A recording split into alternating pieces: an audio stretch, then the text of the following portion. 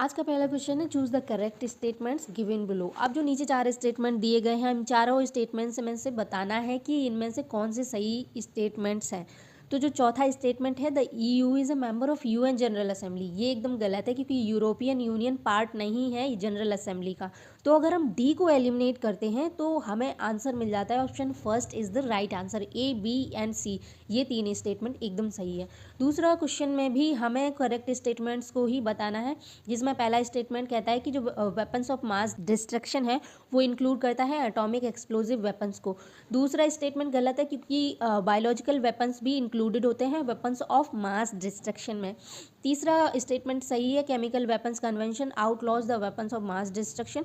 चौथा स्टेटमेंट गलत है क्योंकि जो केमिकल वेपन्स कन्वेंशन है वो 1997 में फोर्स में आता है, ना कि 1998 में। तो इसके अकॉर्डिंग हमारा आंसर सही हो जाता है ऑप्शन थर्ड, ए एंड सी। तीसरा क्वेश्चन है जिसमें हमें बताना है कि जो प्राइम मिनिस्टर मनमोहन सिंह जी थे वो चाइना कब गए थे, 2006 में गए, 2007 में, 2008 में या फिर 2009 में।